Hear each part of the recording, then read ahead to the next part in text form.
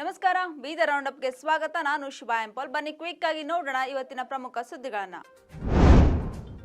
ಈ ವರ್ಷ ಸಾರ್ವಜನಿಕವಾಗಿ ತಮ್ಮ ಹುಟ್ಟುಹಬ್ಬ ಆಚರಣೆ ಮಾಡದಿರಲು ಅರಣ್ಯ ಜೀವಿ ಶಸ್ತ್ರ ಮತ್ತು ಪರಿಸರ ಸಚಿವ ಈಶ್ವರ್ ಬಿ ಖಂಡ್ರೆ ತೀರ್ಮಾನಿಸಿದ್ದು, ಯಾರು ಬ್ಯಾನರ್ ಕಟೌಟ್ ಕಟ್ಟದಂತೆ ಮನವಿ ಮಾಡಿದ್ದಾರೆ. ತತ್ಸಂಬದ್ಧವಾಗಿ ಮಾಧ್ಯಮ ಹೇಳಿಕೆ ಬಿಡುಗಡೆ ಮಾಡಿರುವ ಅವರು, ಇತ್ತೀಚೆಗಷ್ಟೇ ತಮ್ಮ ಪುತ್ರ ಸಂಸದರಾದ ಸಾಗರ್ ಖಂಡ್ರೆ ಅವರು ಜನ್ಮದಿನವನ್ನು ಭಾಲ್ಕಿಯ ಜನತೆ ಮತ್ತು ಅಭಿಮಾನಿಗಳೆಲ್ಲ ಅದ್ದೂರಿಯಾಗಿ ಆಚರಿಸಿದ್ದಾರೆ. ಈಗ ಪ್ರಸ್ತಕ ಸನ್ನಿವೇಶದಲ್ಲಿ ತಮ್ಮ ಜನ್ಮದಿನವನ್ನು ಸಾರ್ವಜನಿಕವಾಗಿ ಆಚರಿಸುತ್ತಿರುವುದು ಸೂಕ್ತವಲ್ಲ ಎಂದು ಅಭಿಪ್ರಾಯಪಟ್ಟಿದ್ದಾರೆ. ಮಿಗಿಲಾಗಿ ಜನವರಿ 14ರಿಂದ 16ರವರೆಗೆ ತಾವು ಬೀದರ್ ಜಿಲ್ಲೆಯಿಂದ ಹೊರಗೆ ಇರುವುದಾಗಿ ತಿಳಿಸಿದ್ದು, ಫ್ಲೆಕ್ಸ್ ಬ್ಯಾನರ್ ಕಟ್ಟದಂತೆ ಕಾಂಗ್ರೆಸ್ ಕಾರ್ಯಕರ್ತರು ಭಾಲ್ಕಿ ಮತ್ತು ಬೀದರ್ ಜಿಲ್ಲೆಯ ತಮ್ಮ ಅಭಿಮಾನಿಗಳಿಗೆ ಮನವಿ ಮಾಡಿದ್ದಾರೆ. ಔರಾದ್ ಬಿ ವಿಧಾನಸಭಾ ಕ್ಷೇತ್ರದಲ್ಲಿ ಸಾರ್ವಜನಿಕರ ಅವಶ್ಯಕತೆಗೆ ಅನುಗುಣವಾಗಿ ಪ್ರತಿ ಗ್ರಾಮದಲ್ಲಿ ಅಭಿವೃದ್ಧಿ ಕೆಲಸಗಳನ್ನು ಕೈಗೆತ್ತಿಕೊಳ್ಳಲಾಗುತ್ತಿದೆ. ಎಲ್ಲಾ ಕೆಲಸಗಳು ಗುಣಮಟ್ಟದಿಂದ ಮಾಡಬೇಕೆಂದು ಮಾಜಿ ಸಚಿವ ಹಾಗೂ ಔರಾದ್ ಬಿ ಶಾಸಕ ಪ್ರಭು ಬಿ ಚವ್ಹಾಣ್ ತಿಳಿಸಿದರು.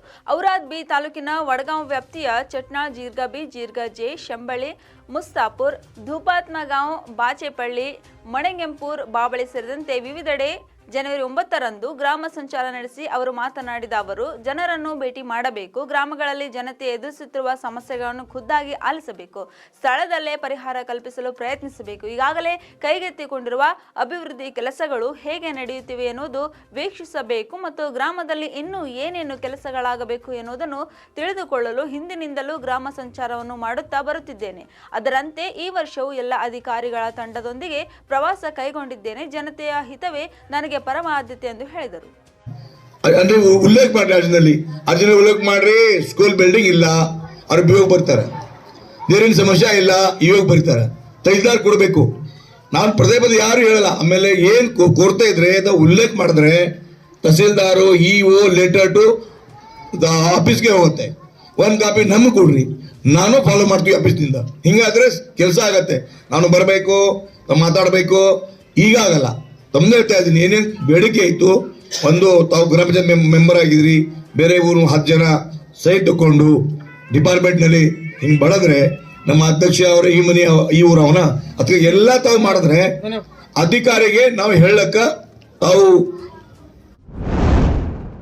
ಚಟ್ನಾಳ್ ಗ್ರಾಮದಲ್ಲಿ 4.5 ಲಕ್ಷದ ಸಮುದಾಯ ಭವನ, ಜೀರ್ಗಾ ಬಿ, ಜೀರ್ಗಾ ಕೆ, ಶಂಬಳ್ಳಿ ಹಾಗೂ ಮಸ್ತಾಪುರ್ ಗ್ರಾಮಗಳಲ್ಲಿ ಸರ್ಕಾರಿ ಶಾಲೆಗಳಲ್ಲಿ 14 ಲಕ್ಷದ ದುರಸ್ತಿ, ಶುದ್ಧ ಕುಡಿಯುವ ನೀರಿನ ಘಟಕ, ಸೋಲಾರ್ ಪೆನಲ್ ವಿದ್ಯುತೀಕರಣ ಕಾಮಗಾರಿಗಳಿಗೆ ಶಾಸಕ ಪ್ರಭು ಚವ್ಹಾಣ್ ಭೂಮಿ ಪೂಜೆ ನೆರವೇರಿಸಿದರು. ನಂತರ ಇತ್ತೀಚೆಗೆ ರಸ್ತೆ ಅಪಘಾತದಲ್ಲಿ ಮೃತಪಟ್ಟ ಜೀರ್ಗಾ ಬಿ ಗ್ರಾಮದ ವಿಕಾಸ್ ಸೋಪಾನ್ ಅವರ ಮನೆಗೆ ಶಾಸಕರು ಭೇಟಿ ನೀಡಿ ಕುಟುಂಬಸ್ಥರಿಗೆ ಸಾಂತ್ವನ ಹೇಳಿದರಲ್ಲದೆ ವೈಯಕ್ತಿಕ ಧನ ಸಹಾಯ ಮಾಡಿದರು. ನಾನು ಸದಾ ನಿಮ್ಮ ಜೊತೆಗಿದ್ದೇನೆ, ಏನೇ ಸಮಸ್ಯೆ ಇರಲಿ ನೇರವಾಗಿ ಭೇಟಿ ಮಾಡಿ ಎಂದು ಧೈರ್ಯ ತುಂಬಿದರು.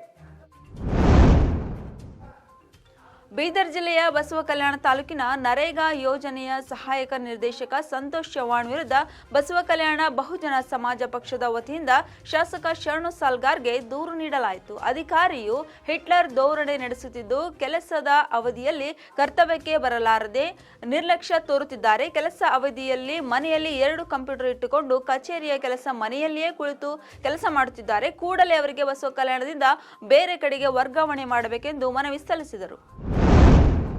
ಬೀದರ್ ಜಿಲ್ಲೆಯ ಬಸವ ಕಲ್ಯಾಣ ತಾಲೂಕು ಪಂಚಾಯಿತಿ ಸಭಾಂಗಣದಲ್ಲಿ ಇಂದು ಶಾಸಕ ಶರಣು ಸಾಲ್ಗಾರ್ ಅಧ್ಯಕ್ಷತೆಯಲ್ಲಿ ತ್ರೈಮಾಸಿಕ ಕೆಡಿಪಿ ಸಭೆ ಜರುಗಿತು. ರೈತರು ಆತ್ಮಹತ್ಯೆ ಮಾಡಿಕೊಂಡಾಗ ಸಂಬಂಧಪಟ್ಟ ಇಲಾಖೆ ಅಧಿಕಾರಿಗಳು ಕಾನೂನಾತ್ಮಕದ ಜೊತೆಗೆ ಮಾನವೀಯತೆ ದೃಷ್ಟಿಯಿಂದ ಸಹಾಯ ಮಾಡಬೇಕು. ಗ್ರಾಮೀಣ ಭಾಗದ ರೈತರು ಸಾಲ ಸೂಲ ಮಾಡಿ ಆತ್ಮಹತ್ಯೆ ಮಾಡಿಕೊಂಡಾಗ ಸಂಬಂಧಪಟ್ಟ ಅಧಿಕಾರಿಗಳು ರೈತನ ಬಗ್ಗೆ ನಿರ್ಲಕ್ಷ್ಯ ತೋರಬಾರದು.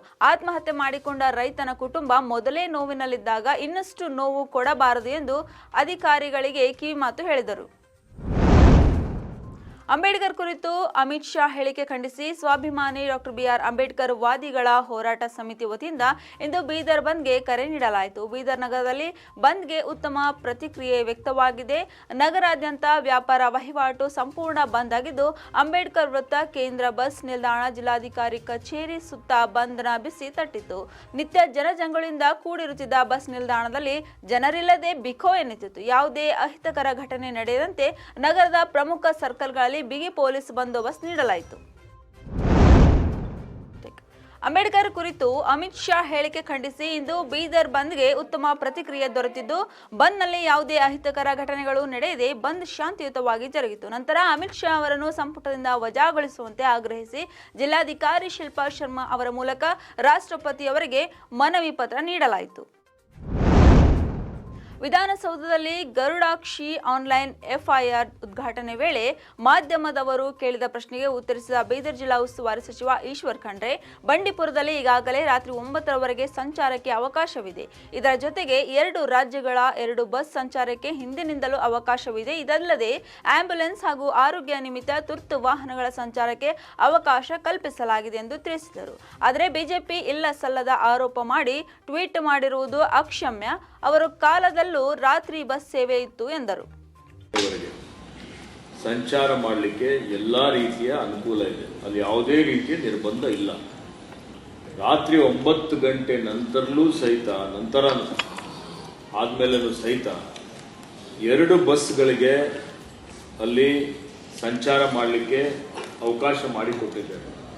ಅದಕ್ಕೆ ಹೊರತುಪಡಿಸಿ ಆರೋಗ್ಯದ ದೃಷ್ಟಿಯಿಂದ ಯಾವುದಾದ್ರೂ ಆಂಬ್ಯುಲೆನ್ಸ್ಗಳಾಗಲಿ ಅಥವಾ ತುರ್ತು ಸ್ಥಿತಿಯಲ್ಲಿ ಇವತ್ತು ಯಾರಿಗಾದರೂ ಕರ್ನಾಟಕದಲ್ಲಿ ಅಂದರೆ ಎಂಟ್ರಿ ಮಾಡಬೇಕು ಬರಬೇಕು ಅಂತ ಹೇಳಿದರೆ ಅದಕ್ಕೂ ಸಹಿತ ಅವಕಾಶ ಕಲ್ಪಿಸಿಕೊಡಲಾಗಿದೆ.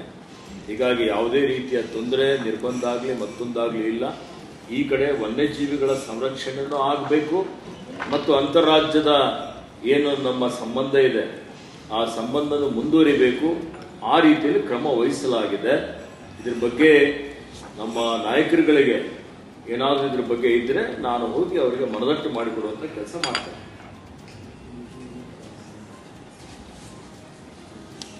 ಪೊಲಿಟಿಕಲ್ ಎಲ್ಲ ಅಧಿಕಾರಿಗಳಿದ್ದಾರೆ, ಪೊಲಿಟಿಕಲ್ ಯಾಕೆ?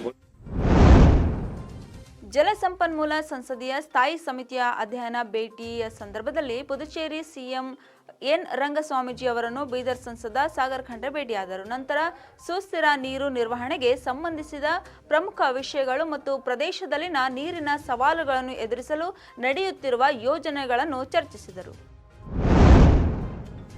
ಇಂದು ಬೆಂಗಳೂರಿನ ಜಗನ್ನಾಥ ಭವನದಲ್ಲಿ ನಡೆಯುತ್ತಿರುವ ನಮ್ಮ ಸಂವಿಧಾನ ನಮ್ಮ ಹೆಮ್ಮೆ ಕಾರ್ಯಕ್ರಮದಲ್ಲಿ ಹುಮ್ನಾಬಾದ್ ಶಾಸಕ ಸಿದ್ದು ಪಾಟೀಲ್ ಭಾಗಿಯಾದರು. ಕಾರ್ಯಕ್ರಮದಲ್ಲಿ ಬಿಜೆಪಿ ರಾಜ್ಯಾಧ್ಯಕ್ಷ ಬಿವೈ ವಿಜೇಂದ್ರ, ಬಿಜೆಪಿ ರಾಷ್ಟ್ರೀಯ ಸಂಘಟನಾ ಪ್ರಧಾನ ಕಾರ್ಯದರ್ಶಿ ಸಂತೋಷ್, ಮಾಜಿ ಮುಖ್ಯಮಂತ್ರಿ ಬಸವರಾಜ ಬೊಮ್ಮಾಯಿ, ಛಲವಾದಿ ನಾರಾಯಣಸ್ವಾಮಿ ಕಾರ್ಯಕ್ರಮದಲ್ಲಿ ಭಾಗಿಯಾದರು.